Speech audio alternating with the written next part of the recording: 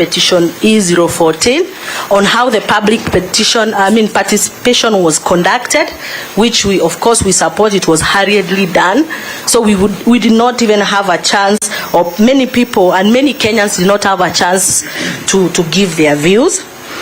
So again, just 1 minute. Again, this is what we are saying. It will now go to an academic exercise where we just appear before the court and expect just to be told you have no right anymore, and you're overtaken by events, just like some councils were trying to say.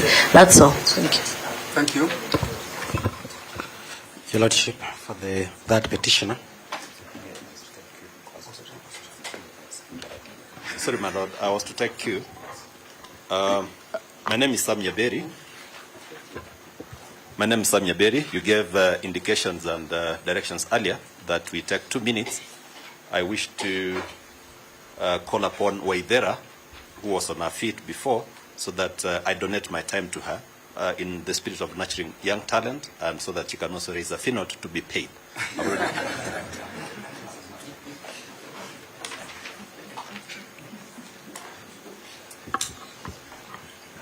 Ms. Waithera, how are you? I'm fine, thank you, my lord. You have been donated time, so take it and make your submissions. Thank you, my senior Mr. Nyaberi. My name is Wanjiko Waithera, for the 9th petitioner. And taking off from where my senior Mr. Wamboi left off, I wish to submit on the issue that the respondents raised in their responses, that is separation of powers, in which they are seeking to have the applications dismissed on account that Parliament has the respondents, that is the Senate and the National Assembly, have privileges to conduct their proceedings, and such proceedings must not be challenged in court. And I wish for this court to be guided by the decision of Justice Lenaola in the Commission for Implementation of the Constitution versus the National Assembly of Kenya and 2 others, 2013 EKIR. And I will quote part of the passage where the court said that, to my mind, the separation of powers is not an absolute, to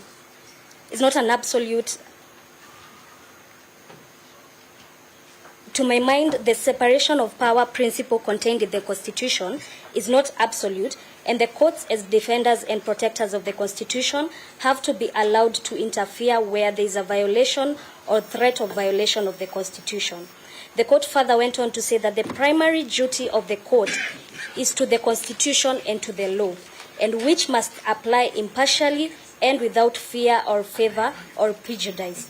The Constitution requires that the state to respect, protect, and promote and fulfill the Bill of Rights.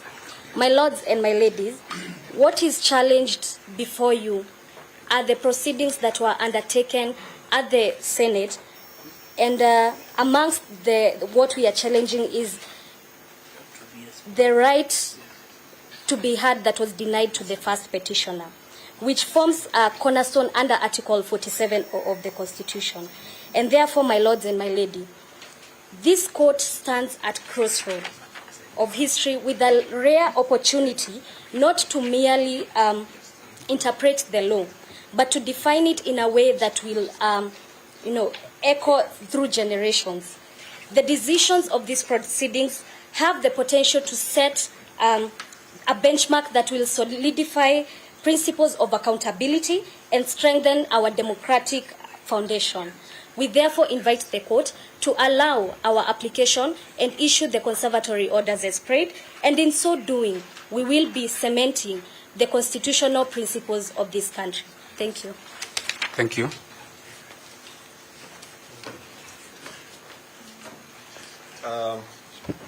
My lord, having had that, we organized Ms. Omari will do a wrap for 30 seconds or 1 minute.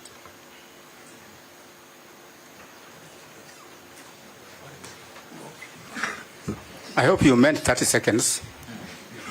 My lord, I didn't want to talk, save that to bring to the attention of the court that the public participation was done on Saturday, which is contrary to Article 37.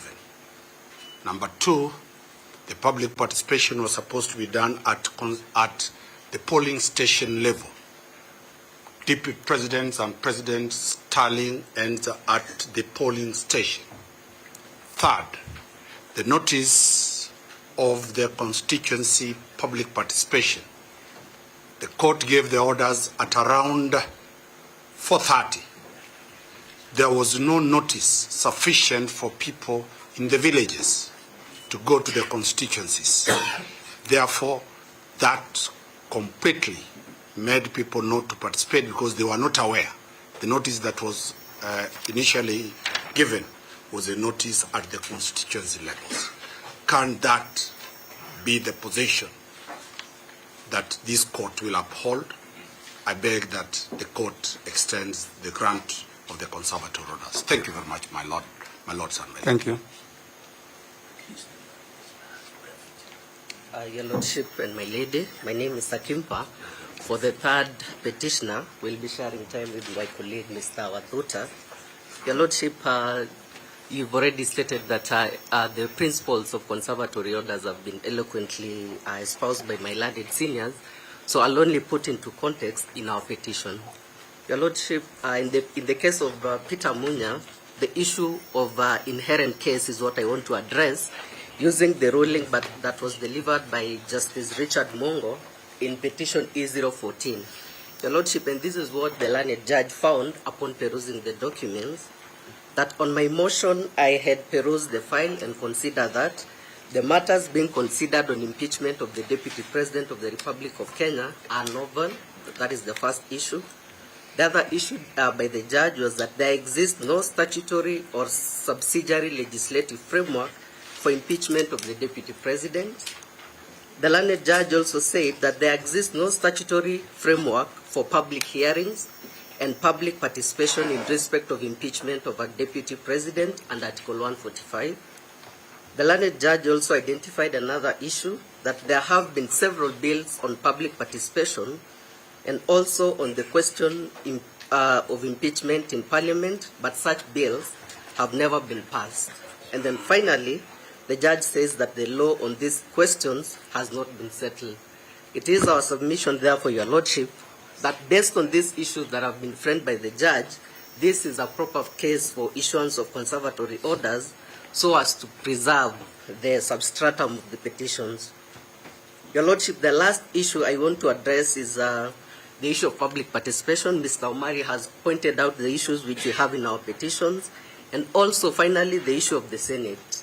Your Lordship, in our petition, we have questioned the legality of the Senate having taken the position that it was open for them to use the plenary route as opposed to the committee. On that basis, therefore, Your Lordship, these are serious issues that warrants issuance of a conservatory order. Your Lordship, my colleague will conclude. I thank you. Thank you. Yeah, thank you. Thank you very much. Very briefly, my Lord. I'll just be making some remarks on the two applications for setting aside of the conservatory orders, starting with petition number 565. And looking at the prayers that are sought in that application, my Lord, that application is moot. I say so because the substantive prayer number 2, was that pending the inter partes hearing of this application for setting aside, that the orders issued by Justice Chacha Mwita be varied or set aside.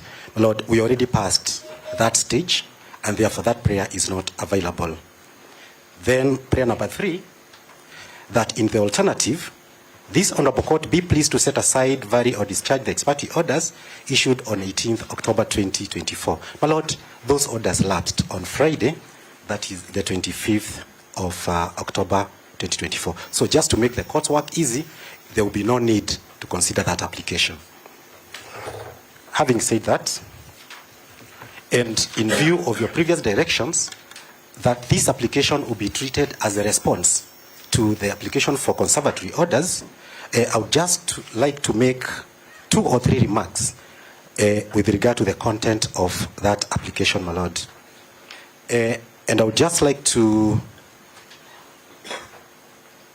to mention that paragraph 7 of the supporting affidavit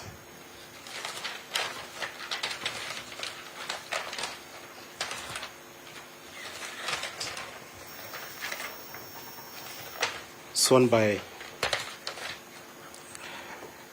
the Solicitor General.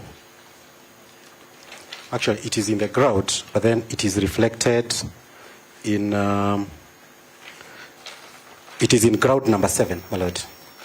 It says,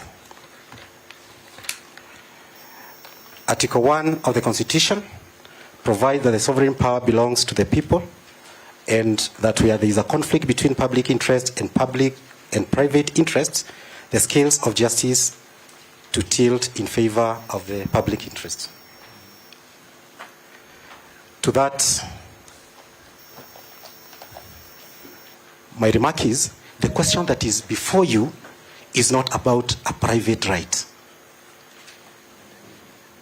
It is a more elevated constitutional question of impeachment of a president or a deputy president.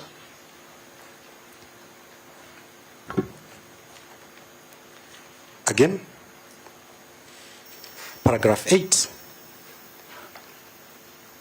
states that the Constitution does not envisage a vacuum in the office of the deputy president, and as such, it is in the interest of justice that interim orders be stayed, varied, or set aside.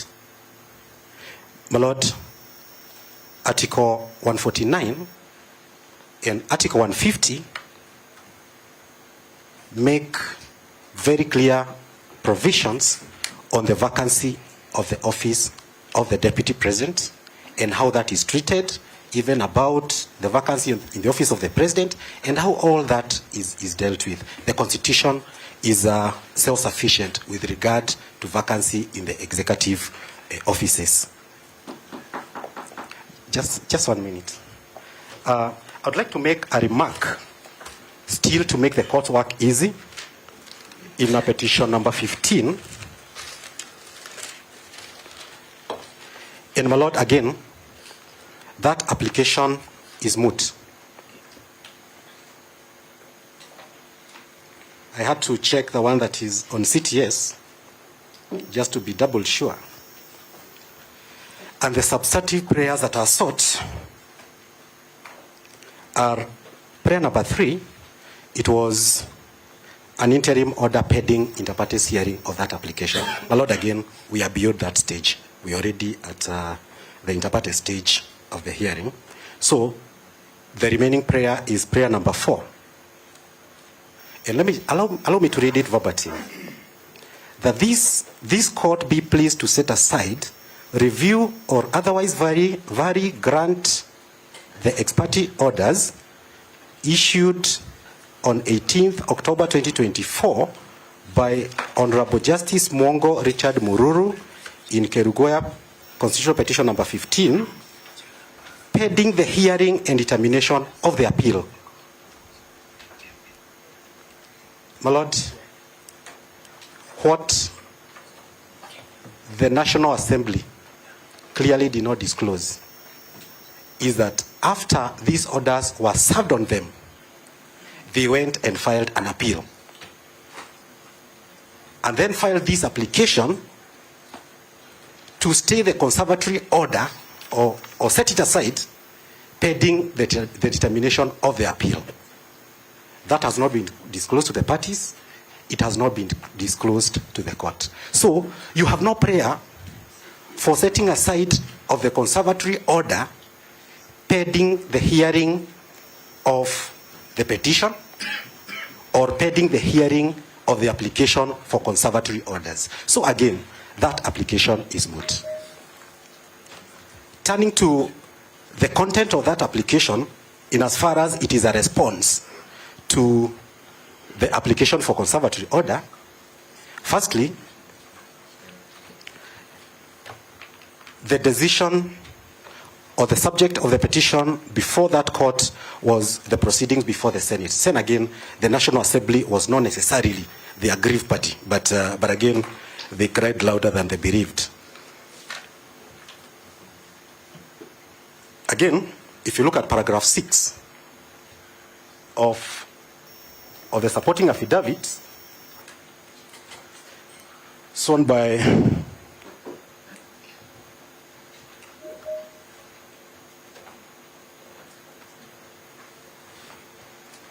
paragraph 6. The applicant is aggrieved by the order of 18th October 2024 and seeks for the order to be temporarily set aside. Not entirely, my lord. Temporarily set it aside,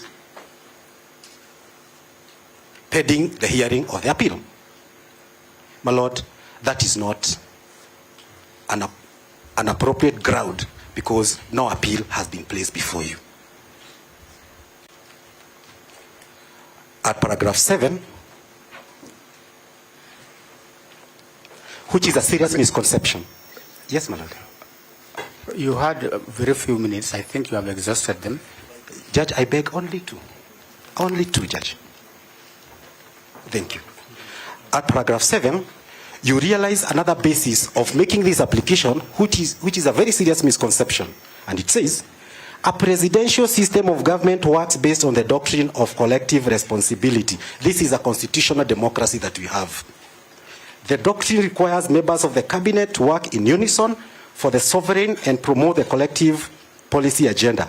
In pure presidential systems, which is not ours, the president retains the discretion to dismiss a member of cabinet who falls short of the expectation. My lord, one of the reasons why we have a current constitution is to prevent this very mischief.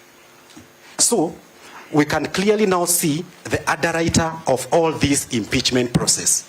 It is the president who decided a member of the cabinet should not be here.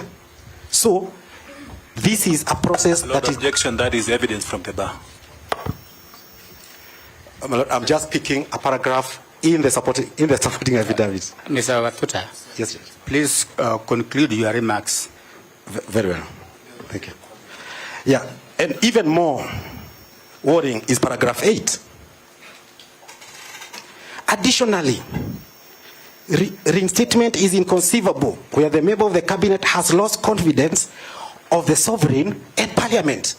My lord, Article 150 sets the ground for impeachment of a deputy president.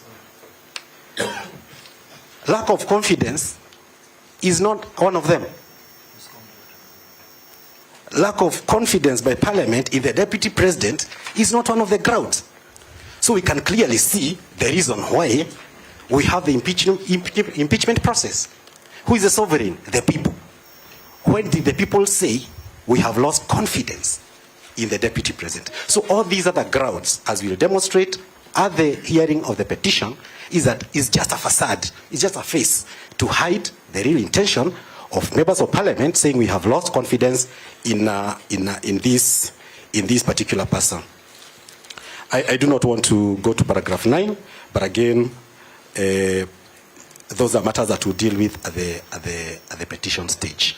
But all in all, my lord, you only have two applications to consider, the ones for conservatory orders. The one for setting aside the conservatory orders, my lord, I've made your work easier. Most obliged. Thank you very much. Thank you.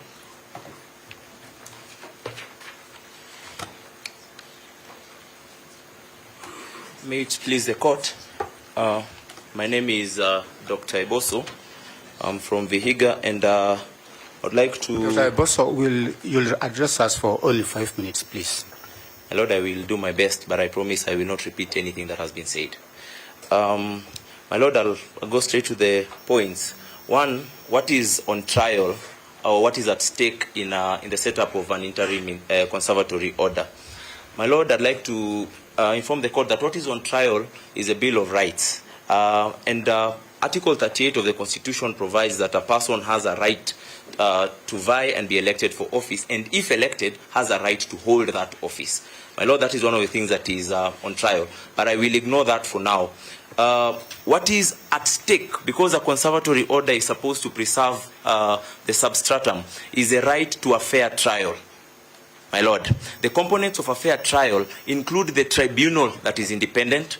It includes the process and the outcome. My lord, the outcome includes the remedies that are available by law to the individuals before the court. One of the remedies, the material remedies that the parties before this court are seeking is reinstatement of Deputy President Rigathi Gachagua to office. Therefore, and I will demonstrate when I talk about the Wajir case at the end, that once a new person assumes that office, that remedy is completely taken off the table.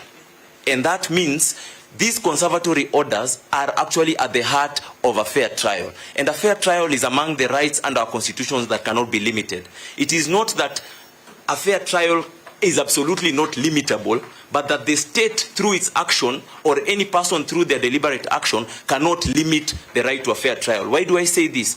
During a trial, the witnesses may die naturally. COVID may happen and cases are delayed naturally. That is extrinsic and it may affect a fair trial.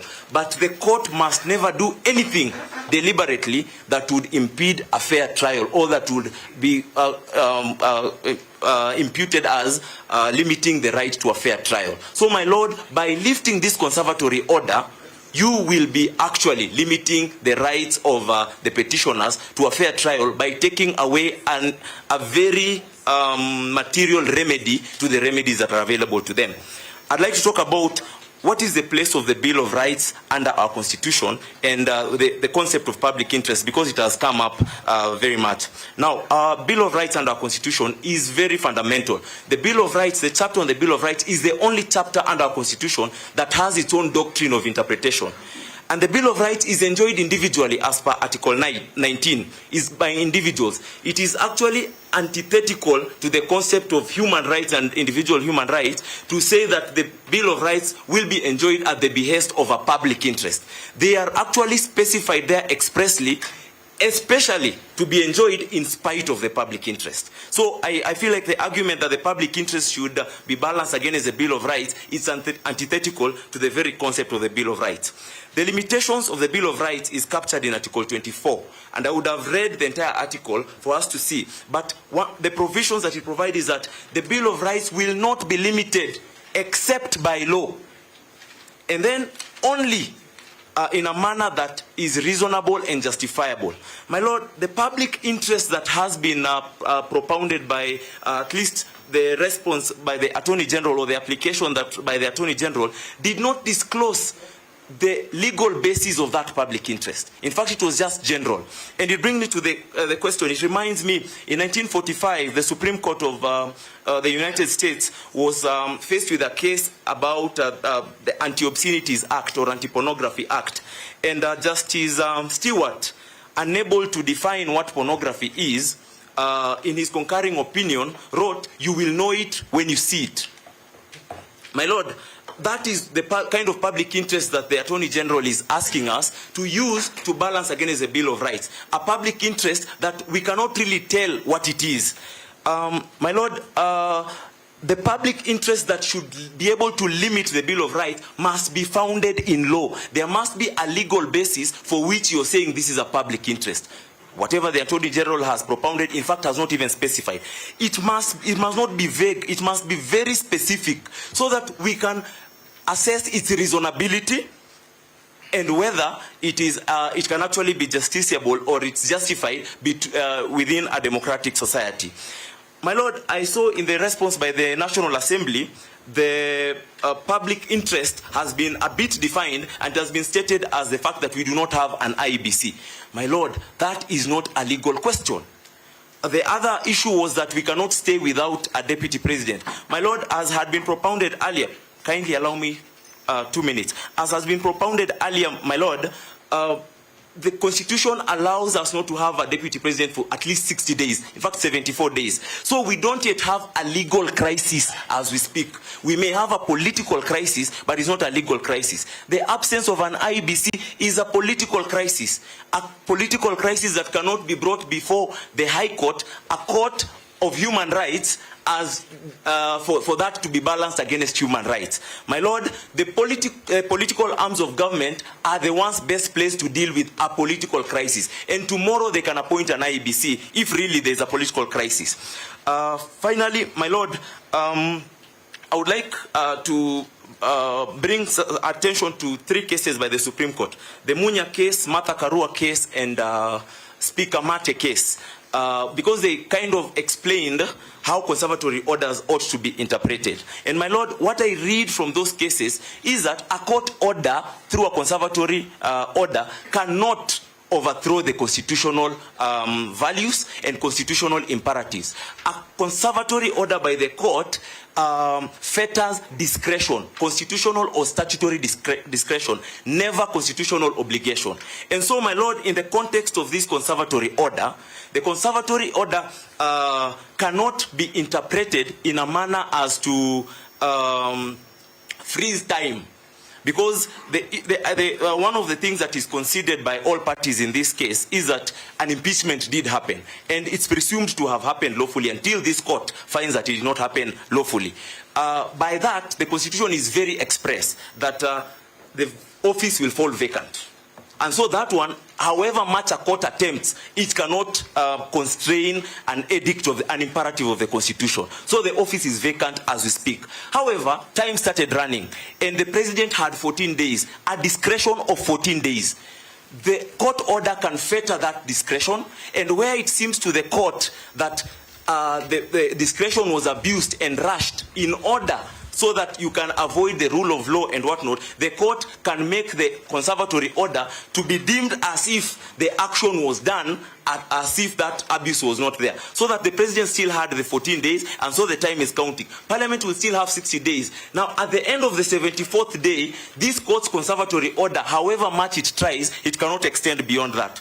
Finally, my lord, I want to talk about the Wajir case because nobody has talked about it, and it was part of the Attorney General's application and response. The Wajir case relates to a governor who was impeached. The deputy governor assumed office and then even nominated a new deputy governor, and then later on the High Court found the impeachment to have been unlawful and reinstated the governor back to office. My lord, there is a distinction, both a constitutional distinction and even a procedural distinction in the 2 cases. In the Wajir case, the court had issued a conservatory order against the assumption of office, which was defied. But aside from that, because that still is arguable as to whether a conservatory order can do that, there is a question of part of the rule of law and a fair trial is the enforcement, the enforceability of a court order. Now, a court order may be enforced against the deputy governor or the governor of a county. But as per our constitution and as per the holding of BBI in the BBI case, the presidency is absolutely immune. No amount of court order will be issued that will be able to be enforced against it. Because who will enforce the court order declaring the office of president vacant? My lord, it's the political arms of government that can deal with that. And that might be one of the issues that are political questions that the court cannot really address. So, my lord, as far as the office of the deputy president is concerned, such an order cannot come from this court. We cannot allow the conservatory order to be lifted, and then we imagine that we will be able to enforce an order removing Professor Kindiki from office. My lord, thank you very much. I'd like to ask my co-petitioner, I think petitioner number 12. I wish to make an application under Article 57 of the Constitution. All the members of the site, the owner is now 2:30. Some of us have lived at 7 intervals. Also, I'm mindful of the court. You have been sitting all the time. You must be now very tired. Let us adjourn and resume the afternoon. I think those who are angry can leave. Strong ones. My Lord, I would like to support the request, very polite request from Dr. Haminwa. Dr. Haminwa is the #1 longest serving member at the bar. And yours truly is #2.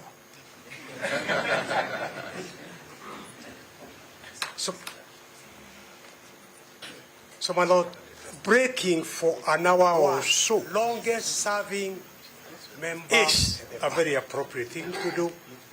And I ask the court. We want to break by some order. Yes. We want to complete the applicant's case. Then we can break. Okay. We will persevere. You are the last one.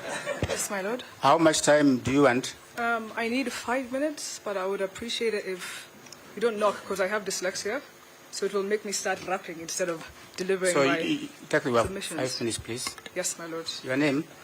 My name is Wanjiro Mwangi.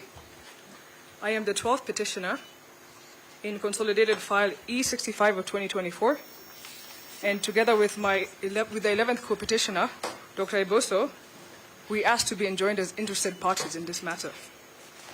My lord, unlike most people in this room, I want to disclose that I have a learning disability or ability called dyslexia, so I ask for time, not to rush me, so I can articulate myself properly.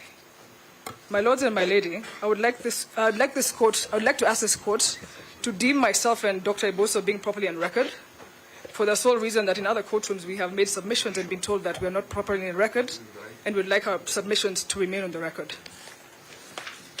My lords and my lady, I only have 5 questions today that I want to task to the judiciary and to the members and to the public and to everybody else. Question number 1, the judiciary on trial. My lords and my lady, the only questions you're on trial for in the eyes of the public is a simple one. Is the judiciary truly impervious to the reach of the corrupt and the political class, locally and internationally? If the answer is yes, the Bill of Rights must be respected and upheld. For this, I rely on Article 159(2), justice shall be done to all, irrespective of status, read together with Article 27(2), which states, equality includes the full and equal enjoyment of all rights and fundamental freedoms. Question number 2, the Constitution on trial. My lords and my lady, the second question the public will be asking is, when our Constitution is on trial, because it is no doubt on trial, will the judiciary bend to the insurmountable political pressure, or will jurisprudence, the Constitution, and the rule of law prevail in such adversity? If the answer is yes, then the conservative orders must be stayed. For this, I rely on Article 27.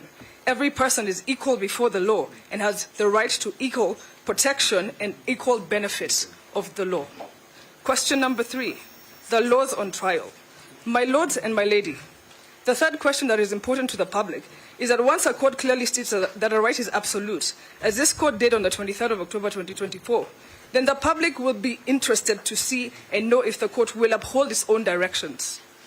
If the answer is yes, then this court must respect and uphold its own directives and guarantee all the petitioners, especially those who prayed for conservative or injunctive orders whose applications have not been heard and determined, including us laymen, the right to a fair trial as specified in Article 50, which reads, every person has a right to have any dispute that can be resolved by the application of a law decided in a fair and public hearing before a court. Read together with Article 27(3), women and men have the right to equal treatment, including the rights to equal opportunities in political, economic, and cultural spheres. Question number 4, immunity of the office of the president is on trial. The inadvertent question we as a society have to ask ourselves is a moral one. Does the court have any real authority to successfully reverse the impeachment and reinstate Rigathi Gachagua? Based on the truth we know, the truths we have been shown, and the truths we are constantly reminded of by the political pandemic we have been suffering, what confidence does the public have that if the conservation orders are lifted, the court will have any real authority to successfully reverse those orders? Then, under the same assumption, the ascension of Professor Kindiki will succeed after that in a manner of what we expect to be ours, despite the numerous legal ambiguous queries about gazette notices in the middle of the night and a lack of IBC commissioners to vet or validate the public participation in that manner. The answer is no. The court will be unenforceable, will be unable to enforce on the office of the president as enshrined in the Constitution and affirmed by the Supreme Court. The court does not have jurisdiction to force Kindiki, if he's sworn in, to recuse him, to impeach himself. That is the real conundrum in a nutshell, and is as simple as the deputy president assumes office, and if the president is unwell, does the judiciary in fact find the impeachment and end if the... Sorry, let me just say it again, please. The real conundrum in a nutshell is as simple as this. If the deputy president assumes office, and then the president is unwell, and the judiciary does in fact find the impeachment process was flawed from the National Assembly due to violations of the Constitution, what then? Will the acting president impeach himself as a deputy president? Can he even, is it even possible, and who would enforce those orders? The conservation orders cannot be lifted if they will be rendered a nullity, null and void. For this, I submit Article 27. The state shall not discriminate directly or indirectly against any person on any ground, including race, sex, pregnancy, marital status, health status, ethnic or social origin, color, age, disability, region, conscience, belief, culture, dress, language, or birth. Question number 5, and my final question today, is our system is on trial. My lords and my lady, on this final note of mine, I humbly stand before you as a layperson with arguably what I hope to be some of the best legal minds in this country. As our nation is once again at the precipice of a revolution, as the spirit of our nation is reawakening, I submit to you one of the most progressive documents in the modern world, our Constitution, a document which guarantees even terrorists due process, whose preamble starts with "we, the people of Kenya," and ends with "adopt, enact, and give this Constitution to ourselves and to future generations." It is time to take our place. It is time for the Constitution to prevail. It is time to no longer allow political urgency to override judicial processes. Our country will still be intact in 30 days, and it will still be intact in 60 days without a deputy president. Our Constitution went so far to envision not only the vacancy of the deputy president, it planned for the eventuality of both the president's office and the deputy's office being vacant. Kenya will be fine. We, the people, will be fine. Let the natural cause of justice prevail. It is what we envisioned, and it is what we envisioned for an independent judiciary. Thank you, my lords and my lady. I submit the floor. Thank you.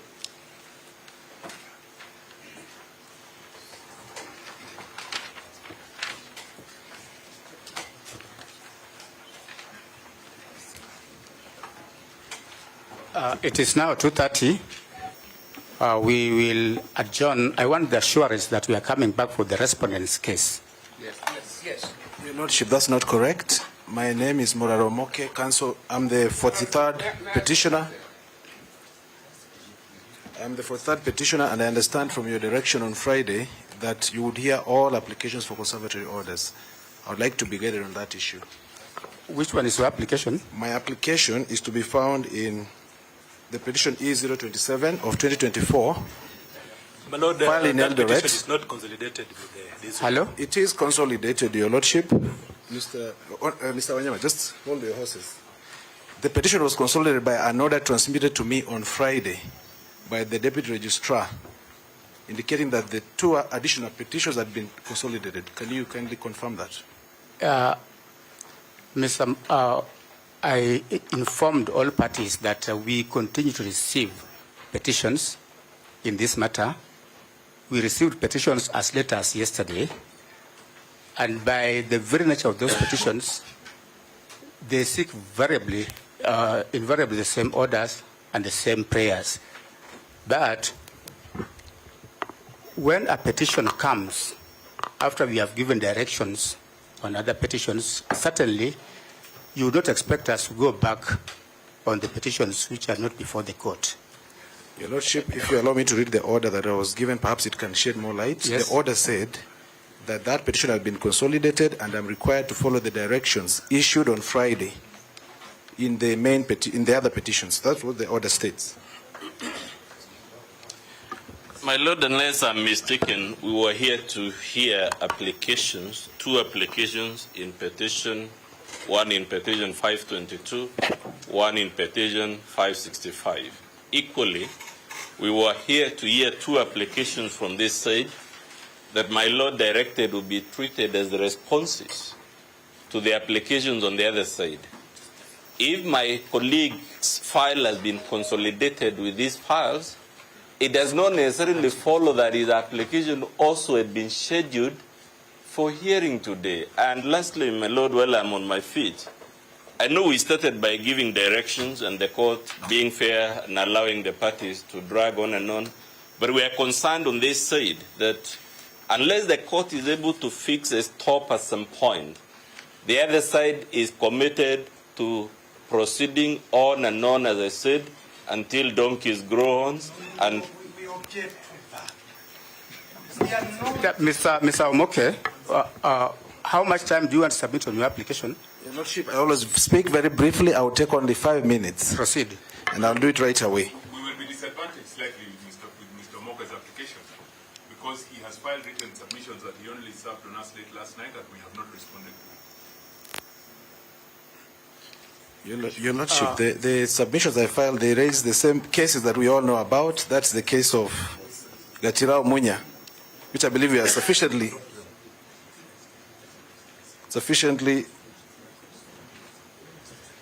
aware of.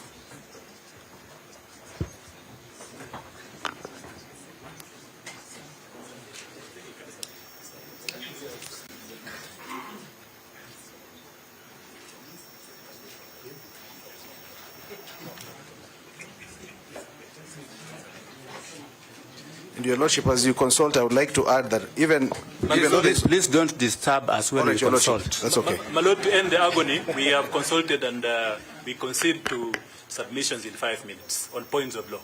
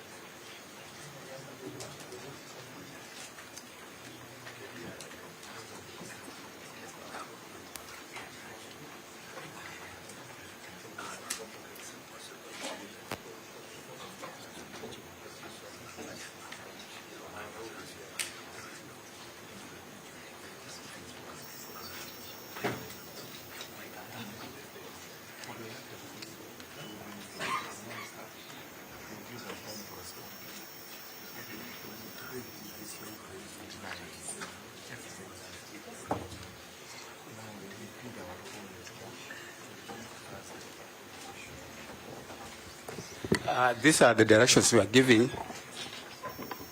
Mr. Omoke, your petition, we gave directions that it has been consolidated with the petitions before the court. But the fact of consolidation does not mean that your application will be heard. However, because your application raises the same issues as the application before the court, we will give you 5 minutes to canvass that application.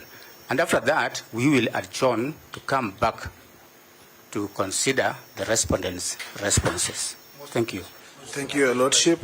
My application. I have a problem. I represent, I'm holding a brief for Madam Prime Minister Ashford Muluki Mukuku.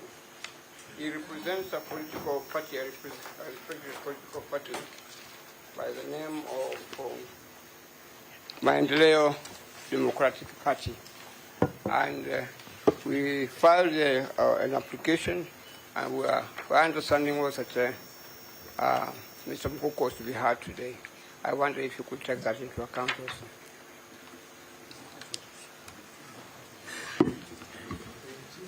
Maendeleo Democratic Party.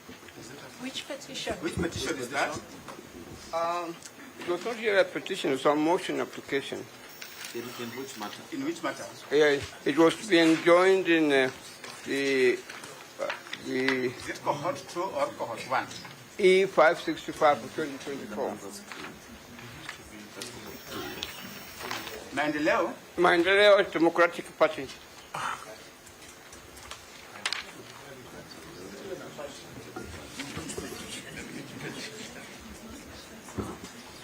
My Lord, that's not a party in both cohort 1 and cohort 2.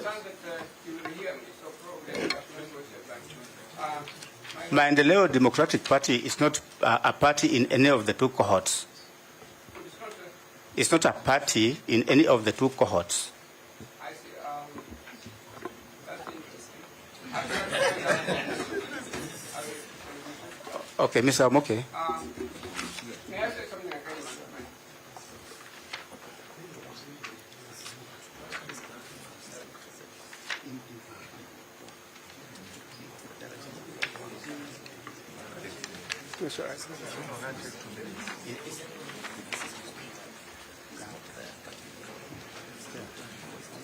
But Dr. Kamino, you know you appear in cohort 1 in your own right. Yes. Remember that. So if you want to submit in your own right, we will allow you. But for the person who are holding whose brief, you don't appear to see where he I is. think ask for himself. I don't know. Just look for him so that he can prosecute his case. But in the meantime, let's have Mr. Omoke. One final word, my Lord. My Lord, I like being human, and I like taking care of the interests of the judges when they are sitting. You are human. Why don't we adjourn tomorrow? Dr. Kaminwa, please. Being human. It's okay. We are very human. All that I'm saying, can we start tomorrow? Let's have Mr. My Lord, I think the cat is coming now out of the bag. Mr. Omoke, you have 5 minutes. What's cut now?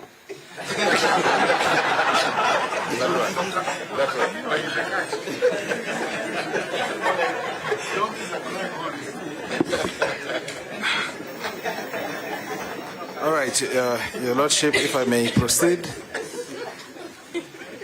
I would like to indicate that I support the application of the first petitioner, and I also submit in support of my own application, which is dated 9th of October 2024. I wish to rely on the affidavit sworn on the same day, my submissions filed yesterday dated 27th of October, and the list and bundle of authorities.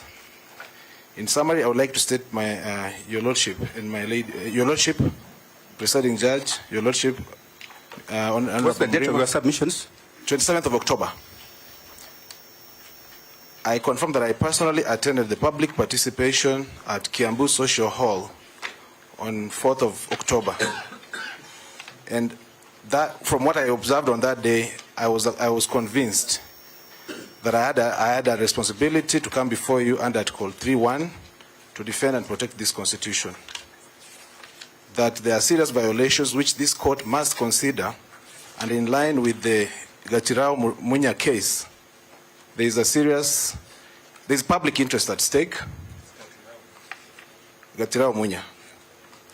There is an inherent, there's a case that you need to consider here, where we must look at all those issues on public participation. Was there proper public participation, not just on the day when the Parliament was conducting it on 4th of October, but even prior to that, under Article 10, I would call upon this court to issue the conservatory orders so that we can have an opportunity to re-examine Article 10, which for a long time has been seen as though it is something that is aspirational. And I would like to urge the court to consider this to be something that is binding on all persons and all state organs. So such that for the move of the motion in the National Assembly, at the time he was seeking to bring that motion before the National Assembly, he actually was bound by Article 10 to observe all the values contained therein, including public participation, go around the country and speak to the people. And I'm here to tell you, my lords and my lady, that the people of this country are angry from what I observed on that day, on 4th of October, and they are sick and tired of how the Constitution is being violated. Well, as counsel is testifying, maybe he can take to the dock so that we can all have an opportunity to cross-examine him on this testimony that he is. Yes, in response to Professor's objection, I am a party personally, and I saw an affidavit, and I've made all those averments therein. And if I'm required to be examined, I'm very much happy to do that, if you require that. So perhaps Prof can confirm, and I'll take the doc very happily. All right, so I'll carry on. He has agreed that he wouldn't like to examine me, so I'll continue with my presentation. Actually, at that very same public participation, I did meet some of the people from his famous home, Ndumberi, otherwise known as Danbury, and they were very, very unhappy with the way the process was being conducted. And that's why I've come here, not just to speak for myself, but also for all of these people. I would like to tell you, your lordship and my lady, I'll close my presentation here because I know that we have an opportunity to examine these issues at a later time. Thank you. These are the directions we're giving. It is now 20 to 3. Is it? Yes. We can take a 45 minutes break. We come back at 4:30. 4:30. I heard you say that 3:30. It is now 20 minutes to 3. That's correct. So we can come back at 3:30. Only one thing, Your Lordship, that we still have interested party who might want to support the application. You indicated that you'll be coming for the respondent's case. There's no problem. You are coming back at 3:30.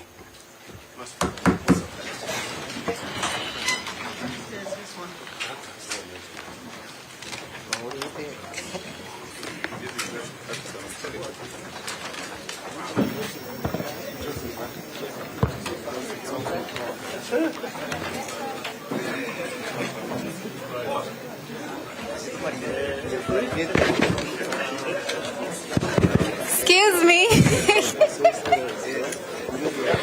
I'm looking for the quorum for E565 of 24.